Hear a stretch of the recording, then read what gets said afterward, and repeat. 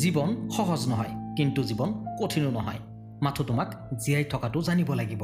Life is like a game. আৰু এই খেলত নিজৰ স্থান ৰাখিব হ'লে তোমাক লৰাই কৰিবই লাগিব। ডিপ্ৰেশ্যনৰ পৰা যদি হঠাৎ মনত হয় যে জীয়াই থকাতকৈ চাগে মৃত্যুৱে ভাল, তেন্তে নিজক এবাৰ প্ৰশ্ন কৰি চোৱা, এই পৃথিৱীৰ বাকী 700 কোটি মানুহ কেনেকৈ জীয়াই আছে? আজি সিহঁতে যদি জীয়াই থাকিব পাৰে, তেন্তে তুমি কিয় নোৱাৰিবা? এই জীৱনত যিমানখিনি জীয়াই থকাৰ অধিকাৰ মোৰ আছে, সিমানখিনি অধিকাৰ তোমাৰো আছে। জীৱন হ'ল এটা উপহাৰ, দ্য গিফ্ট অফ গড। আৰু এই উপহাৰটোক কেতিয়াও ধ্বংস কৰিব নাপায়। মনত ৰাখিবা, দুখৰ পিছতেই সুখ আহে, ৰাতিৰ পিছতেই দিন হয়। জানো আজি তোমাৰ সকলো দুৱাৰ বন্ধ, তোমাৰ ওচৰত আৰু কোনো অপশ্যন নাই। তুমি ভাঙি চুৰমাৰ হৈ গৈছা। জীৱনত আৰু শান্তি বুলিবলৈ একোৱেই নাই।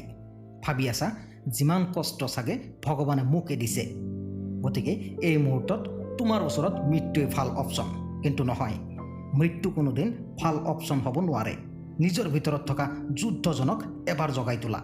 হয়, তোমাৰ ভিতৰত এজন সবল আৰু এজন দুৰ্বল মানুহ আছে, আৰু তোমাৰ ভিতৰত থকা সবল মানুহজনেই এই দুৰ্দিনত তোমাৰ সকলোতকৈ ভাল বন্ধু।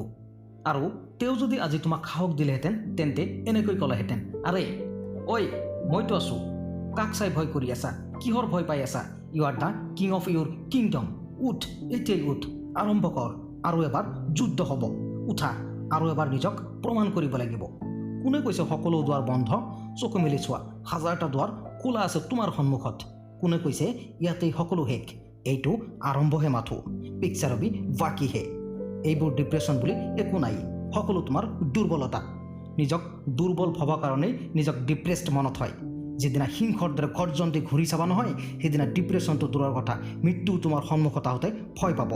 দেখা যাব শেষত কি হয়। কিন্তু এতিয়া খেলৰ ময়দান এৰি পলালে নহ'ব, নিজৰ অধিকাৰ ছিঙি আনিব লাগিব।